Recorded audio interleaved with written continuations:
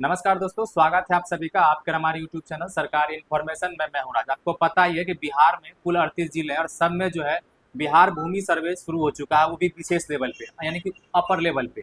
अगर आपके पास जमीन है थोड़ा सा भी तो मैं आपको बता दूं कि 20 अगस्त से आज यानी कि आज से सर्वे होना शुरू हो चुका है।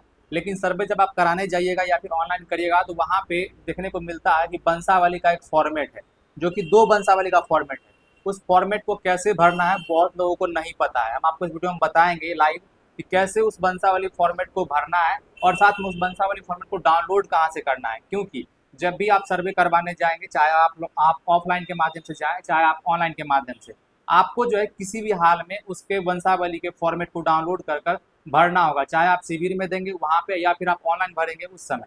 हम आपको बताते हैं आपको सबसे पहले फॉर्मेट डाउनलोड कहाँ से करना है। गूगल पर आइएगा, लिखिएगा rockstar education.in, लिखने के बाद आप सर्च करिएगा, इस प्रकार का वेबसाइट खुलकर आ जाएगा। याद रहे आपको rockstar education.in ही लिखना है। यहाँ सर्च का ऑप्शन मिलेगा, यहाँ पे आपको लिखना है बिहार सर्वे।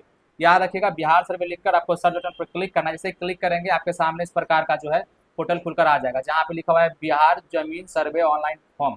इस प्रकार का आपको सिंपल इस पर क्लिक करना है। जैसे इस पर क्लिक करेंगे आपके सामने इस प्रकार का जो है एक ठो आर्टिकल निकल कर आ जाएगा, जिसके रिगार्डिंग इस जमीन सर्वे के रिगार्डिंग संपूर्ण जानकारी दी हुई है। साथ में क्या क्या डॉक्यूमेंट लगेंगे वो बताया गया है। नीचे यहाँ पे देखिए दे रखा है बिहार भूमि सर्वे ऑल फॉर्म डॉक्यूमेंट। यहाँ पे जितने भी जो डॉक्यूमेंट लगने वाला है या फिर प्रपत्र कह लीजिए, यहाँ पे जैसे घोषणा पत्र हो गया, रैयत का प्रमाण पत्र हो गया, तो जो भी तो यहाँ पे दो ऐसे हैं जैसे कि वंशावली एक ये वाला ये प्रपत्र 3A और यहाँ पे दे रखा है प्रपत्र 3 1.1। ये दोनों कैसे भरना है आपको हम बताएंगे। जब आप इस पर क्लिक करते हैं आपके सामने इस प्रकार का देखिए ये पेज खुलकर आता है, जैसा कि देखते हैं इस फॉर्म को कैसे भरना है, क्योंकि बहुत लोगों को ये भरना नहीं आता है। और दूसरा देख सकते हैं यहाँ पे एक और है ये वाला वंशावली के आधार पे प्रत्येक उत्तराधिकारी का दखल। तो ये वाला इस तरह से ये दोनों फॉर्म कैसे फिल होगा आइए हम बताते हैं। लेकिन इस फॉर्म को भरने से पहले मैं बता दूं, चैनल पर पहली बार आए चैनल को लाल बटन दबाकर सब्सक्राइब कर लीजिएगा, साथ में बेल आइकन को प्रेस कर लीजिएगा। अब देखिए यहाँ पे हमने फॉर्म का फॉर्मेट को प्रिंट कर लिया है, जहाँ पे लिखा हुआ है बिहार विशेष सर्वेक्षण एवं बंदोबस्त तकनीकी मार्गदर्शिका प्रपत्र 3A1 यानी कि वंशावली अधिनियम धारा 5A। अब देखिए इस तरह का फॉर्मेट है। यहाँ पे आपको आएगा सेवा में शिविर प्रभारी, आप किस अंचल से आते हैं अंचल का यहाँ पे नाम डालेंगे, किस डिस्ट्रिक्ट से आते हैं डिस्ट्रिक्ट का नाम डालेंगे। उसके बाद विषय ऑटोमेटिक यहाँ लिखा है पहले से प्रिंटेड रहेगा। यहाँ पे स्वयं वंशावली समर्पित करने के संबंध में यहाँ महा से उपयुक्त विषय के संबंध में सूचित करते हुए कहना है कि हम लोग। अब देखिए यहाँ पे समझना है कि इस फॉर्म को भरना कैसे। मान लीजिए आपके पिता जो यहाँ पे समझिएगा, आपको मैं एक चीज समझा देता हूँ यहाँ पे।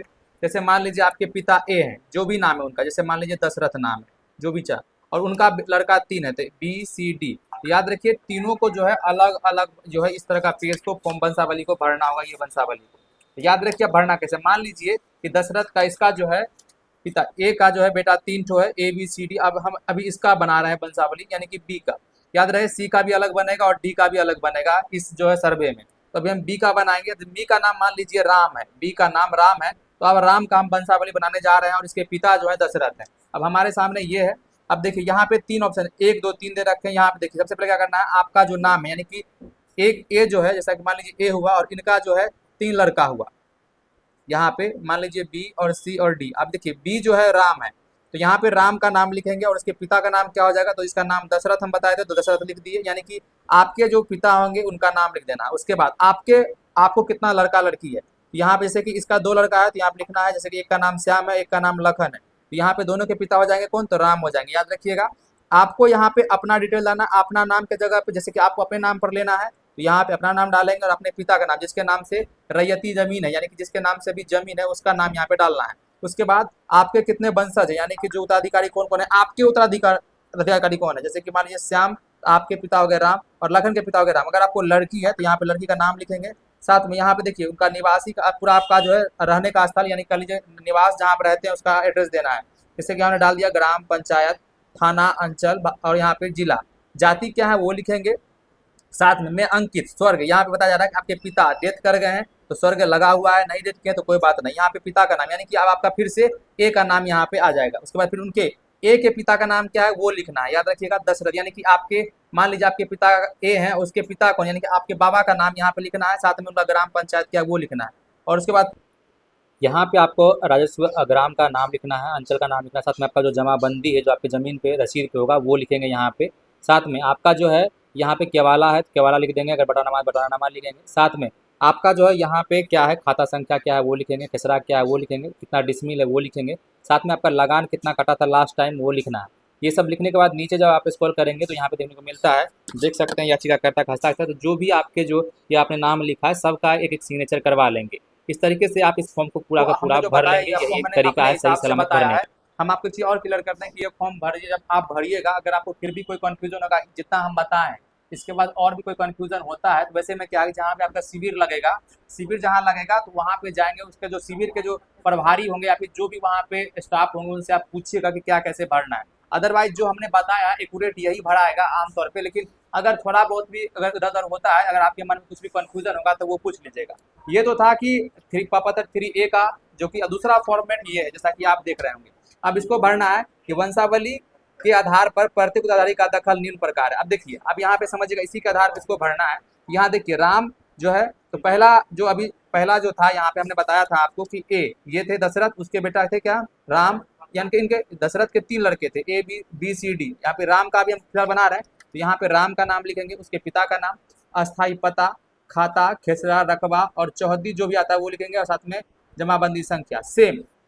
अब क्या है कि राम का जो उत्तराधिकारी है, जैसा कि हमने यहाँ पढ़ा था श्याम, लखन और लक्ष्मी, तो हम नाम लिखेंगे श्याम, लक्ष्मण, लक्ष्मी, और इसके तीनों के पिता कौन हो जाएंगे, राम, तो राम लिखेंगे। सबका अस्थाई पता सेम हो जाएगा, खाता सेम हो जाएगा, उसके बाद आपका डिसमिल सेम हो जाएगा, उसका चौहद्दी सेम हो जाएगा और जमाबंदी सेम हो जाएगा। इस प्रकार बाकी इसके साथ कौन कौन से डॉक्यूमेंट लगाना है यहाँ पे हर एक चीज बताया गया है। और साथ में यहाँ पे जैसा मैंने बताया कि जो भी याचिका करता है उसका हस्ताक्षर यहाँ पे पूरा कर देंगे। याद रहे ये इस तरह से जो है दोनों वंशावली का फॉर्मेट है, इस प्रकार से भराएगा। हम आपको बता दें कि अगर आपको इस फॉर्म भरने में और भी कुछ जानकारी चाहिए तो आप हमें जो है कमेंट करिएगा, हम कोशिश करेंगे आपको वीडियो के माध्यम से इन्फॉर्म करने का कैसे क्या करना है। अदरवाइज वंशावली का जो फॉर्मेट है बिहार भूमि जो भी सर्वे में लगने जा रहा है, यही एक जो ऑप्शन था, जैसे प्रिंट करके हमने बताया ऐसे ही प्रिंट कर लेंगे। प्रिंट कहाँ से करना है हम आपको बता ही दिए हैं कि आपको गूगल पर जाके rockstar.education.in लिखना है, वहाँ पे सर्च करेंगे। तो इस प्रकार से आप जो है इसका इस दोनों वंशावली के फॉर्मेट को जो है आसानी पूर्वक भर सकते हैं। अगर आपको कोई और भी फॉर्मेट भरना है तो कमेंट कीजिएगा कि कैसे भरना है।